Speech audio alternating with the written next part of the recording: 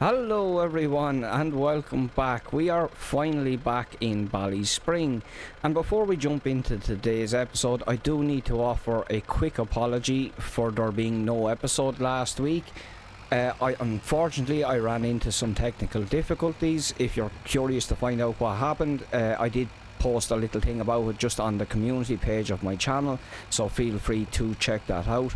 But yeah, I did just want to offer an apology to anyone who was waiting for last week's episode and then it didn't come along. It was just outside of my control, unfortunately. But back to what we're at here today. As you can see, we are out with our spuds and we are just getting our third round of fertilizer put on here. We will have one more round of fert to go on, and that'll probably go on there around about the first week of August, I would say, and that should be pretty much it then at that point. You know, probably 5 to 6 weeks on from that we'll be looking to actually start getting our potatoes out of the ground, so that's definitely exciting. You know, we're not too far away from it at all, so yeah, it's going to be it's going to be good to get in and get them out of the ground. And on that front I actually have some good news, because I have managed to get us a potato digger, and I actually managed to get us the one we had been looking at up in court. So I ended up visiting that auction, and when I went up, the little potato digger came up in the auction and there was a couple of guys bidding on it, but it only got up to around 2,300, 2,400, somewhere around there, and then one of the guys actually pulled out. And at that point I did start bidding on it myself, and I ended up winning the auction at €2,800. Now the man who was selling it, he actually had a reserve on it for 3.5, and I went up to him, you know, while the auction was still going on actually, but I just went up to him and I introduced myself, and you know, because I hadn't met him in person or anything, we had only talked on the phone when I was buying the tanker off him, and you know, so I just told him who I was, and I said to him that, you know, I realised he probably wasn't going to be very happy with the price he was after getting at the auction, and you know, I said to him that my offer still stood. If he was, you know, I would still give him the 3,000 that I had offered him previously for it, but it was up to himself, you know, after that. So he sort of hummed and hawed for a minute, and next thing he said, go on then. He said, I'll do it at the 3,000 for you.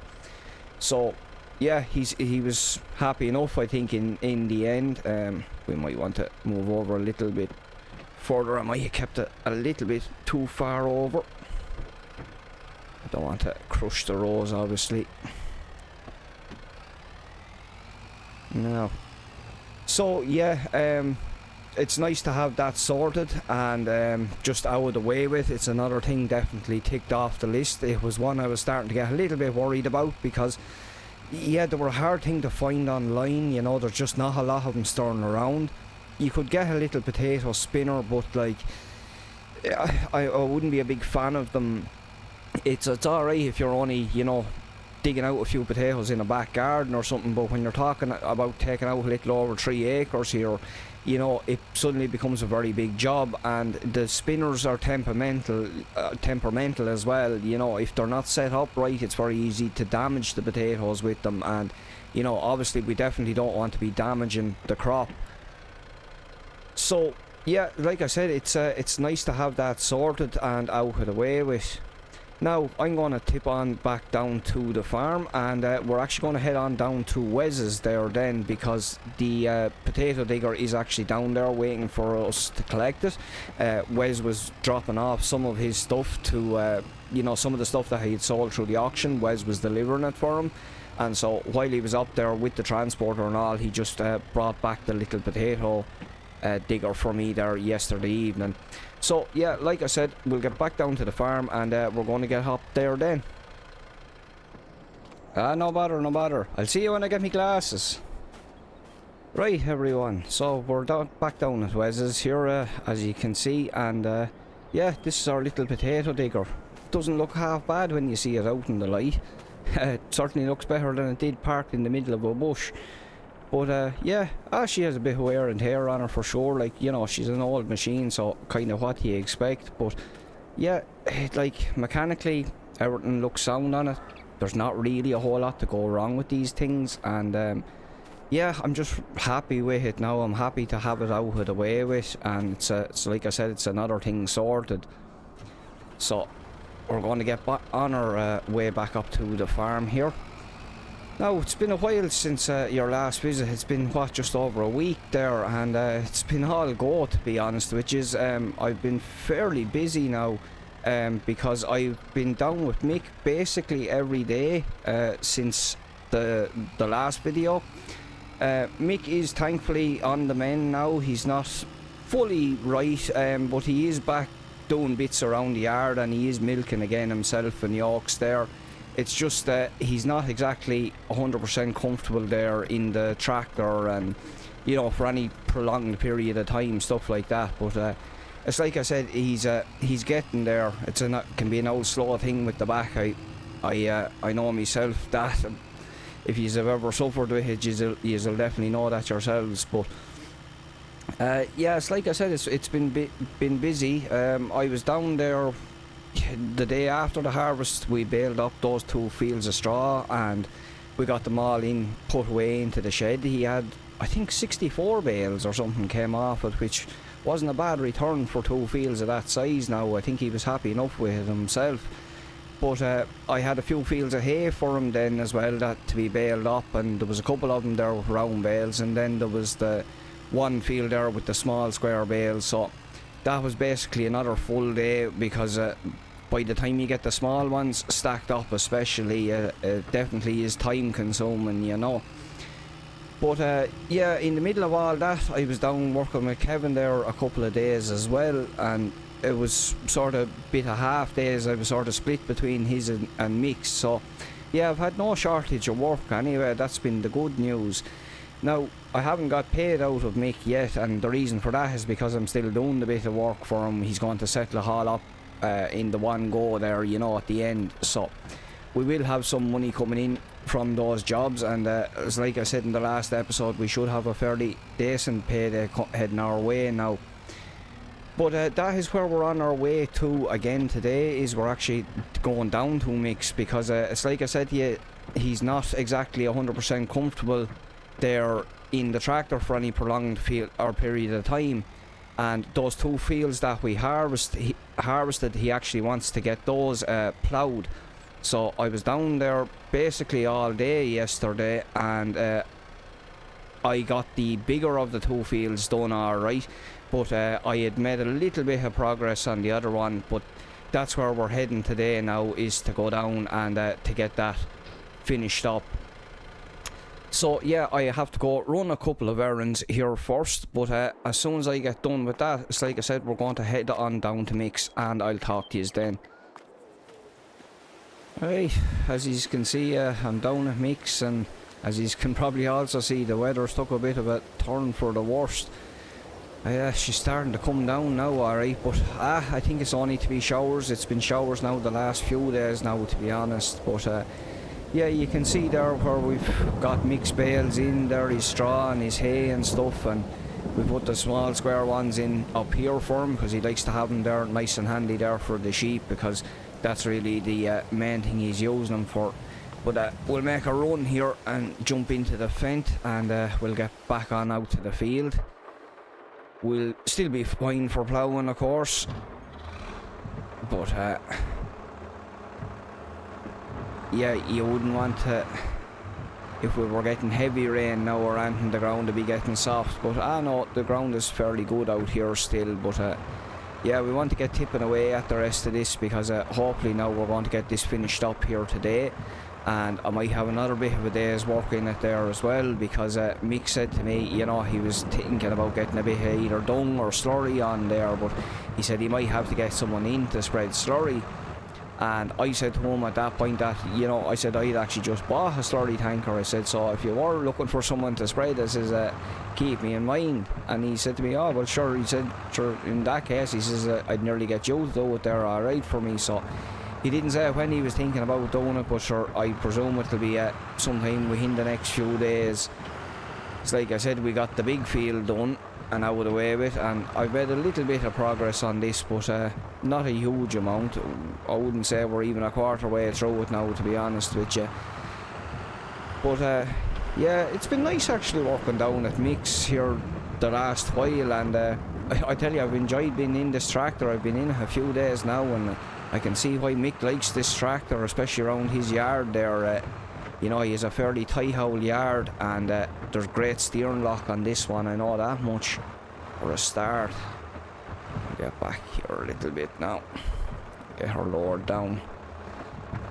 But yeah, it's been nice there working at Micks. You know, it's definitely an aspect I've missed with the contract, and one of the nice things about that job was, you know, you were always going around there to places and meeting new people and this sort of crack, you know. And I've always enjoyed talking to the old guard, especially, you know, because they're the ones that tell you the most interesting stories, generally speaking. Well, that's what I find anyway, because they tell you about, you know, the way things were done back in the old days there, and, you know, for a lot of us that never experienced it, it's the only way you do hear about it. So it's nice to hear them stories and pass them on then where you can and stuff as well.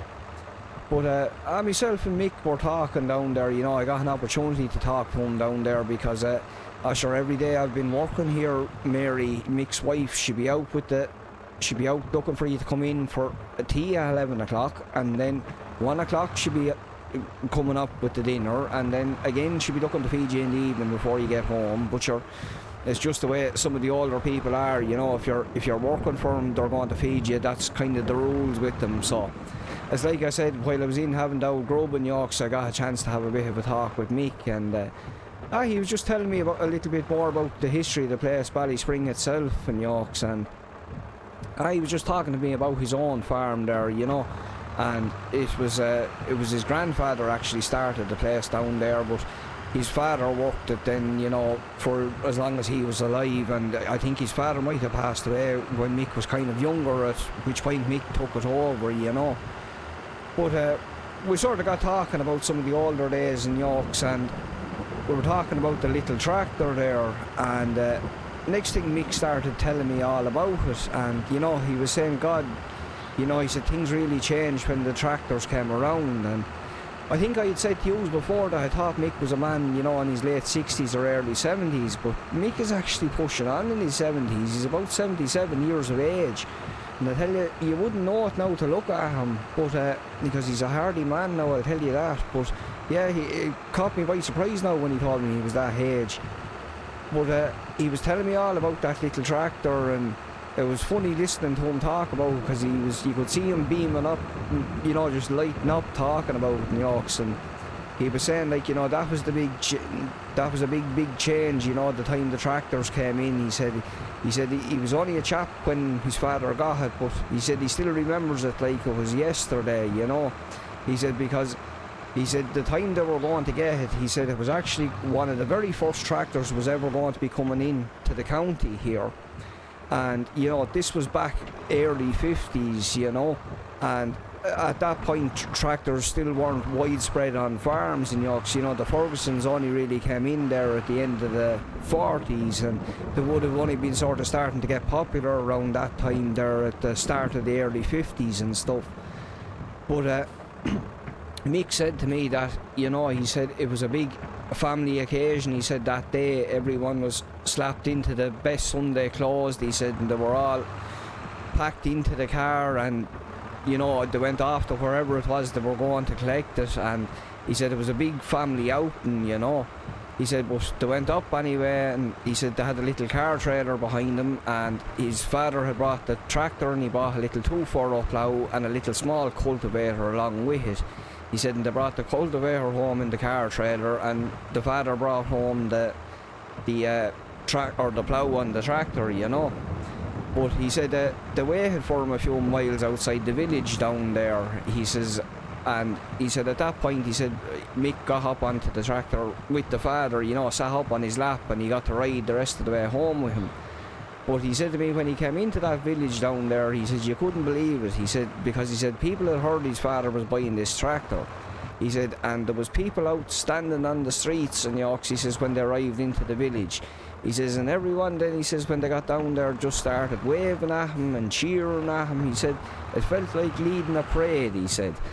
And, you know, it's a hard thing to probably imagine now, but you have to remember back in them days, like, there was no such thing as internet or anything. I mean, hell, there wasn't even television. Like, you know, electricity was actually a pretty new thing at the time. So, you know, people hadn't seen tractors, and if they had seen one, they'd only ever seen a picture of one in a newspaper in Yorks, and so seeing one in the flesh would have been a big deal, you know.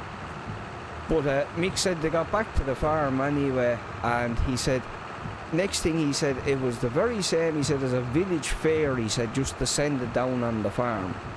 He said basically every farmer in the county, he said, maybe farmers from other counties as well. He says everyone arrived down, he says, wanting to get a look at this machine. Because it's like I said, you know, they weren't a common yoke at the time, and a lot of lads had just never seen one in action. And, you know, the thing about them Little Fergusons is they weren't the very first tractor or anything. But when Harry Ferguson set about making those tractors, what he did was, he didn't want to just make another tractor. He wanted to make a tractor that was going to bring agriculture into the future. He wanted to make a tractor that could be affordable and attainable to the everyman. He didn't want tractors to be a thing that were just for the elite or for the rich. He thought in his vision that there should be a tractor on every farm in every country, basically, you know. And as it turned out, he was dead right, because those Fergusons were made, they were not only made to be, you know, to be affordable, but they were very, very well designed. And, you know, those Little Fergusons brought in a lot of features which are pretty much still the standard on your modern tractors today. Things like your split brakes, your differentials, you know, and of course the big one being the 3-point linkage, which was so revolutionary and, you know, such a great design straight out of the box that it's never really actually been improved on, and it's still the standard almost, 80 years later.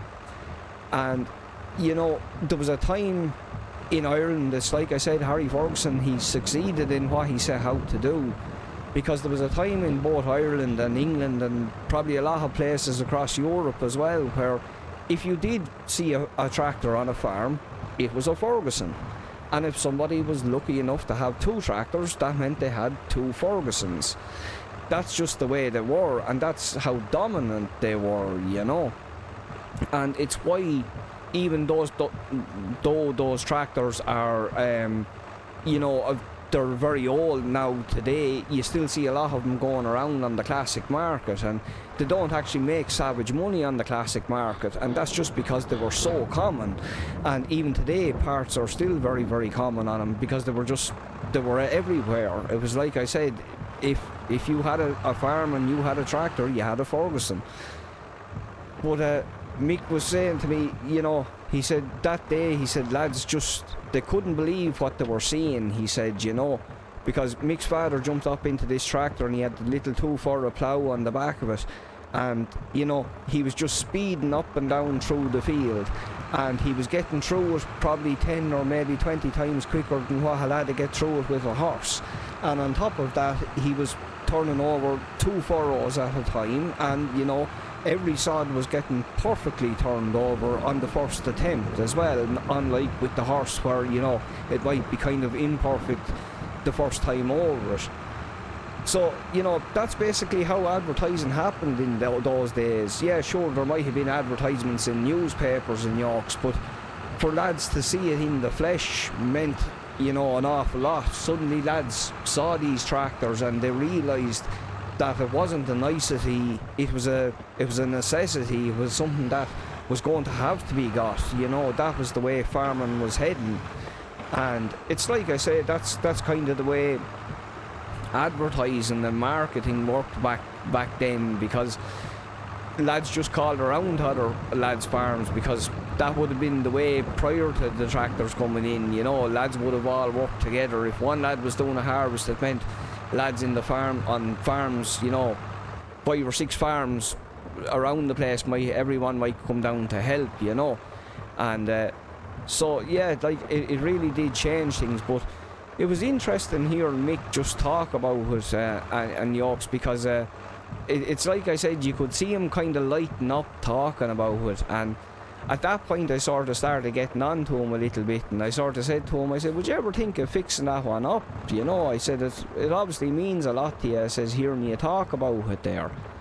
And he says to me, God, he says, I've never really thought about it too much, he said, because sure, he said, sure, what? He said, it cost you a fortune. He says, sure, I think the engine is seized on it and everything. And, you know, I was saying to him that, like, just what I was saying to you guys here, that, you know, parts are actually plentiful for him, and you mightn't pay as much as you think for an old engine for one, like, you know, and you could get it done fairly cheap and maybe get it at least running, if nothing else. Obviously, like, the body work with that chalk would be the big one, and, like, you know, body work gets very expensive because it's very time consuming. You know, the actual act of painting something is very, very quick, but it's all the prep work that has to be done before you can paint is where you know, it eats up your time and yokes. And Mick was just saying, he says, sure, Jez, he says, if I brought it to someone like Wes, he says, he'd charge me an arm and a leg, he says, you know, he said, it'd be a nice thought, he says, but I don't know if it's something I'll ever really get. And I said to him then at that point, I says, well, Mick, I said, I'll just say this much to you. I said, I used to be a mechanic, I says, and I have a fair bit of experience, I says, with body work and yokes as well, I says, because I used to do a bit of motor racing, I says, and it sort of was a bit of a talent you had to sort of pick up, you know.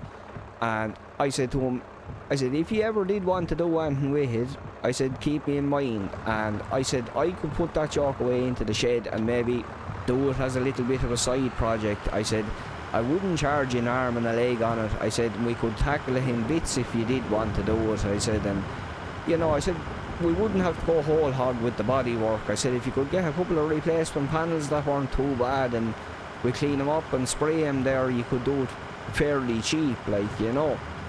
So he started laughing at me. He says, God, he says, you're putting ideas in my head now, he says, and sure, that's what I was trying to do, because I was trying to get myself a bit of work, you know. But he says, oh, I'll see, he says, I'll have a bit of a think about it. He says, maybe someday, he says. So yeah, so I don't know if Ant will come out, but sure, we might squeeze another bit of work out of him if we can, you know. Right, I'm making fairly good time there now, I think. Just get that lifted here, and we'll reverse back is the handiest way for us, I think.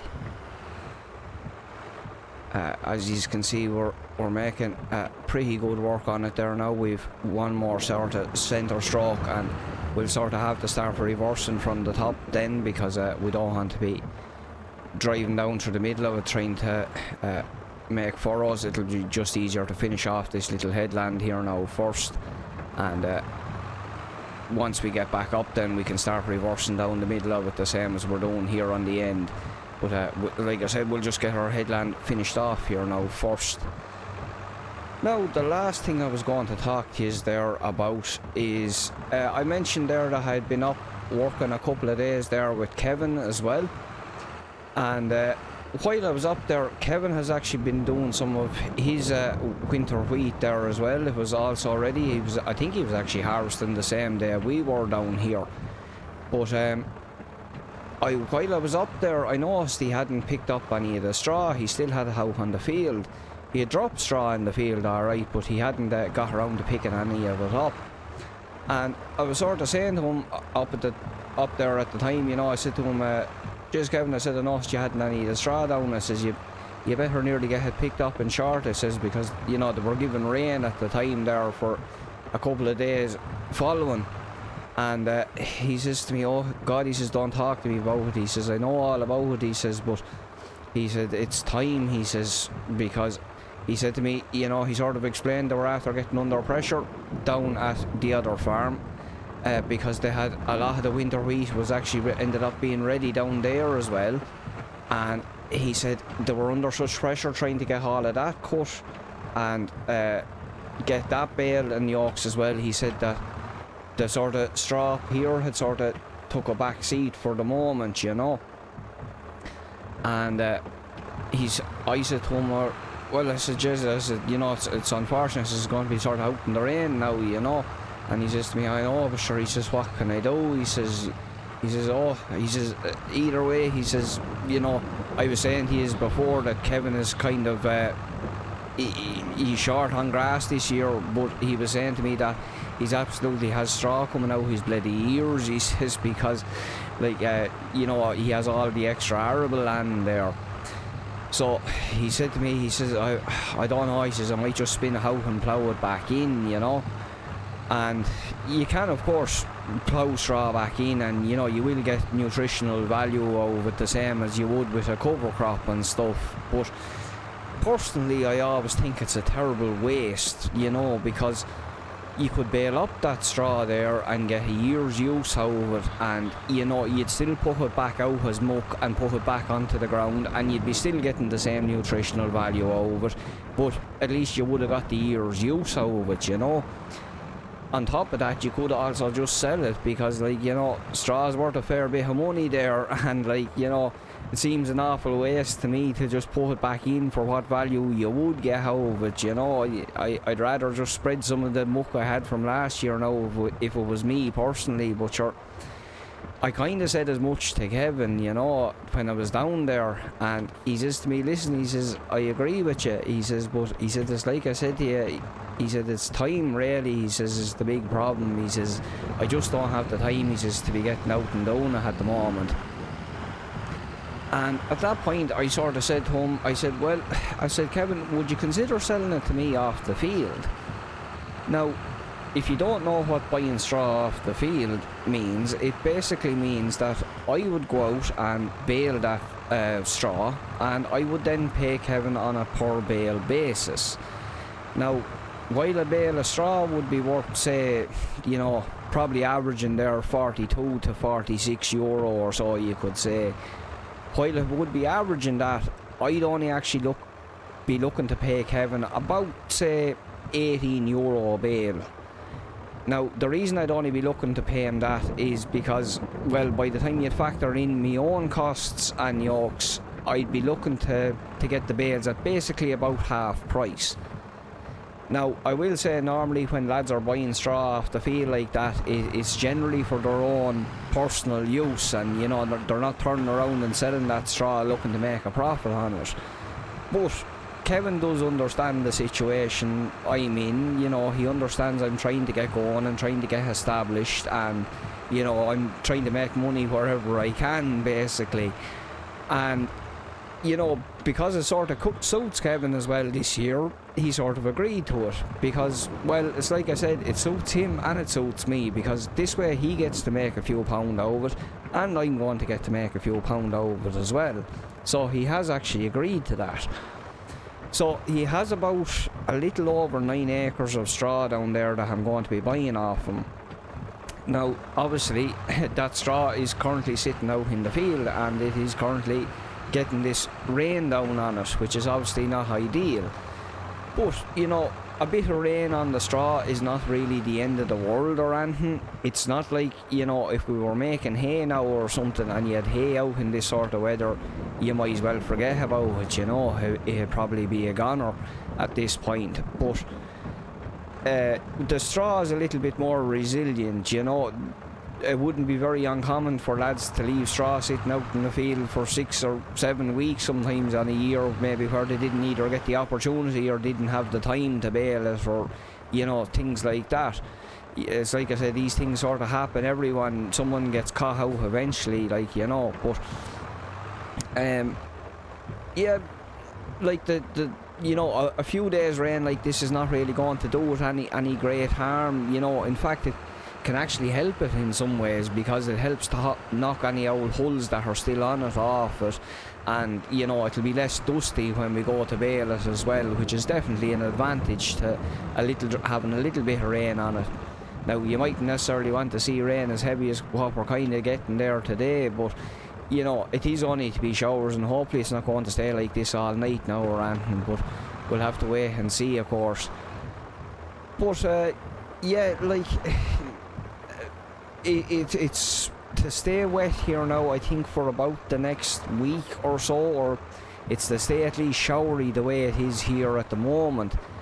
But hopefully after that we'll get a break there in the weather, and you know, if we got really good weather, you could maybe see it dried out there in 3 or 4 days, but more realistically we're probably looking at needing to give it 5 or 6 days of drying there once we do get that break in the weather. So we'll have to turn it in that time and yolks, and that's a little bit of a pain for us because it's obviously going to, you know, jack up our costs with it there. We're going to be burning diesel every time we're turning it, and you know, we'll also be probably losing a little bit of material every time we're turning it as well, especially since I'm going to be turning it in place with the windrower. You know, funnily the little hay bob I had would have been the ideal job for doing that, but we don't have that anymore, so I'm just going to have to make the best, or make do with what I do have, which is the windrower. We won't be rowing it into we won't be rowing 2 rows into one or anything. Like, I'll be just dropping it back down as single rows. We'll be just sort of turning it in place. But yeah, if we get good drying weather and we get out and we turn it like that every day there for 5 or 6 days, you know, there should be still a good crop on it. You know, like I said, there's a little over 9 acres in it there, and I'd expect to see maybe close to 80 bales come off that. And you know, 80 bales there would be a pretty good return for us. You know, we'd be looking at paying Kevin there in the region of about 1,800 on that, but we should be making an additional probably close to 2,500, maybe a little bit more, maybe a little bit less. But it should see us making a profit of about €2,000, and you know, €2,000 for a few bits of work there for a few days and then maybe 1 full day's work, well, that's definitely not going to be bad, you know.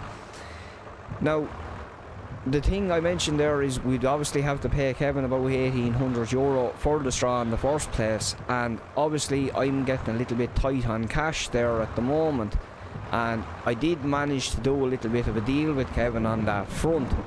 So I'm not actually going to pay Kevin until I get that straw actually sold. And basically the way we're going to work it is that once I get €1,800 worth of that straw sold, at that stage I'll pay Kevin his money out of it, and then whatever money we're making after that, that'll be profit for us. So like I said, you know, I'd be hoping to bring in probably an additional €2,500 there on top of that. So it's definitely going to be a nice little bit of bonus income for us there, income I wasn't really expecting, you know. So yeah, it's definitely been a nice bit of a surprise. Now we're just finished here, which is good news for us.